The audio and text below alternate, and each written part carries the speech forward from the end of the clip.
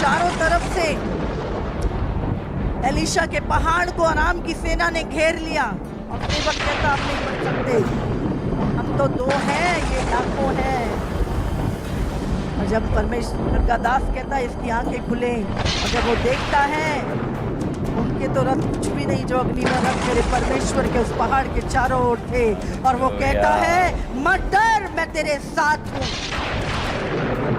हर परिस्थिति में तो दुश्मन आपको चारों तरफ से घेर देते, चीजें आपके विपरीत होती हैं, तूफानों में आप घिरे होते हो, अब लगता है कि बहुत मुश्किल है बचना, अब तो बहुत मुश्किल है, आप नहीं हो। परमेश्वर देता है मत डरो, मैं तेरे साथ हूं। हालेलुया।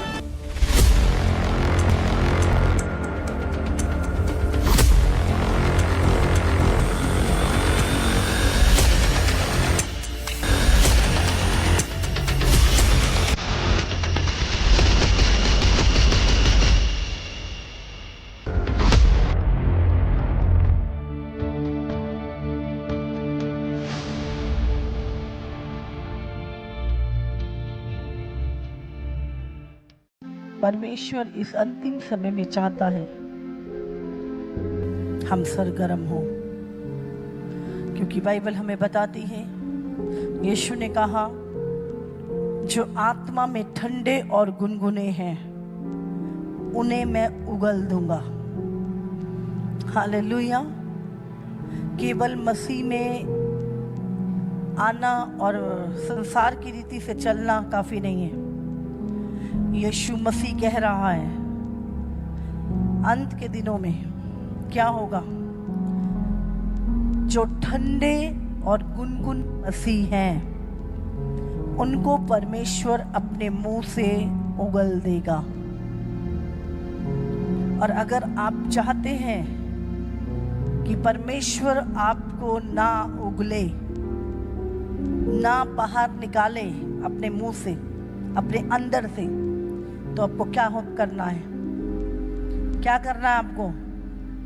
जोर से बोलो, सरगर्म रहना है। हालेलुया। सरगर्म रहना है, आग और आग में बढ़ना है हमें।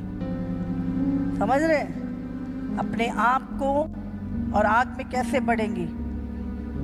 प्रार्थनाएं, उपवास, फेथफुलनेस, होलीनेस, वचन का जीवन जब आप के अंदर होगा, आपकी फायर बढ़ेगी। अन्य भाषाओं में प्रार्थना करना, रात को उठ उठ कर प्रार्थनाएं करना आपको सरगर्म करता है। और जब आप सरगर्म होंगे, हाँ, ठंडा और गुनगुना जीवन कौन सा होता है जानते हैं? जब अभिलाषाएं उमड़ रही हैं, जब सांसारिकता आपके भीतर आ रही है। प्रार्थना का जीवन नहीं है, आलस का जीवन है। ठंडा और गुनगुना जीवन, वचन पता है लेकिन चलते नहीं है। ठंडा और गुनगुना जीवन, जीवन में गुप्त पाप है, ठंडा में गुप्त पाप है, ठंडा और गुनगुना जीवन। और जब आपकी क्या होता ठंडा, मक्खियां कहाँ बैठती है सारी? हाँ, जब आग होती है चूल्हे में और रोटियां बन रही होती हैं, मक्खी आती है? कहाँ आती है? जब सब ठंडा हो जाता है, हाँ, फिर ढेर मक्खियां आके बैठ जाती वहां पर। क्या करना है उस जगह पर? आग जलानी है। जैसे ही आग जलेगी, वो सारे पाप, वो सारी दुष्ट आत्माएं, वो सारा आलस, सारी बुराई, वो जल जाएगी उस आग के अंदर, वो जल जाएगी उस फायर के अंदर। और आप देखोगे अपने आप को परमेश्वर के साथ बढ़ता हुआ। हालेलुया। इसीलिए प्रभु कहता है मसीह में सरगर्म होना है। और जैसे जैसे वचन में लिखा है इफिसियों में 5:15 में, इसलिए ध्यान से देखो। क्या करो? ध्यान से देखो।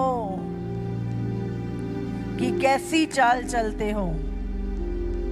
निर्बुद्धियों के समान नहीं, पर बुद्धिमानों के समान चलो। अवसर को बहुमूल्य समझो, क्योंकि दिन बुरे हैं। पर ध्यान से समझो कि प्रभु की इच्छा क्या है।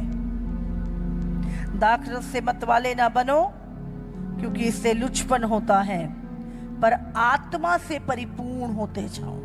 आत्मा से परिपूर्ण होते जाओ। आत्मा से परिपूर्ण होते जाओ। हालेलुया। एक बार फिर से हमें